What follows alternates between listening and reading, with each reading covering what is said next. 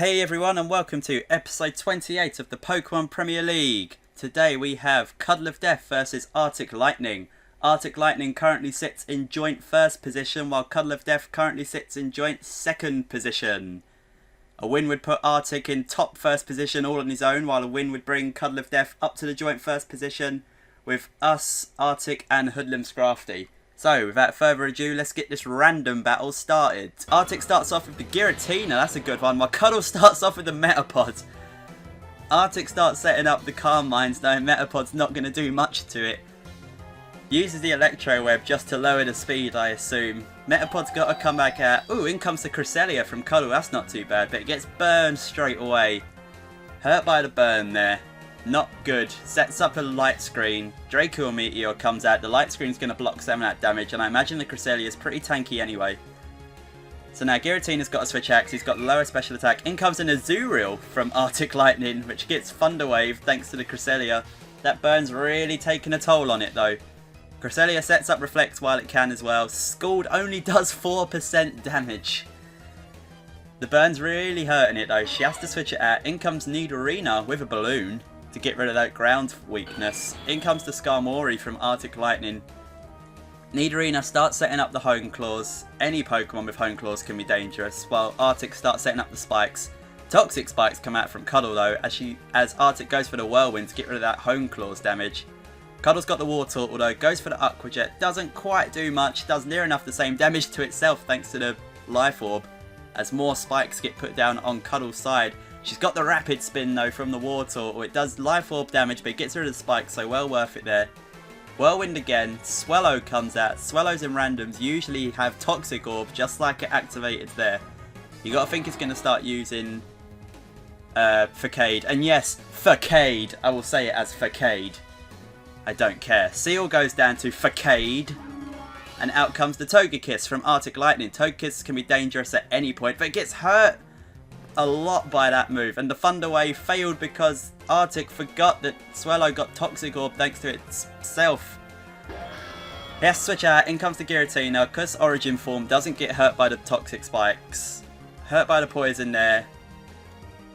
Brave Bird comes out, does decent damage to Giratina. Starts setting up the Calm Mines though. If you went for the Draco Meteor there, could have definitely got the kill. Toxic's going to finish off Swellow on the next turn. Goes for the Brave Bird just to get rid of Giratina, knowing it was going to die on the next turn anyway. So Swellow and Giratina go down, but I give that trade off to Cuddle because Giratina was a big threat. The Cresselia comes back out, paralyzes the Skarmory. Skarmory starts setting up Spikes again, but Cuddle still has that Rapid Spin War Turtle as the burn takes Cresselia down to just 6%.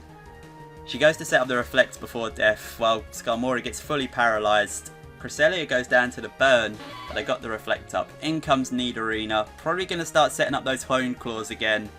Gets the attack boost, gets the accuracy boost, as a Brave Bird comes out. Doesn't do much damage though, but its balloon popped, so that's sad.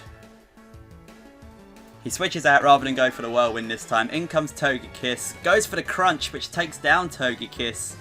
Nidorina's pretty strong at the moment. Arctic's last Pokemon is an Excavalier, so Cuddle goes for more Hone Claws while Excavalier goes for the return. It doesn't do much though. This Nidorina can take a hit as it goes for more Hone Claws. It's got ×2 accuracy at the moment, so every one of its attacks is going to hit. Crunch comes out, only does 30% though. This tanky Excavalier for the win. Finishes off that Nidorina, all the Hone Claws for nothing. She brings out her last Pokemon, which is a Petil, or Petili, or whatever you want to call it.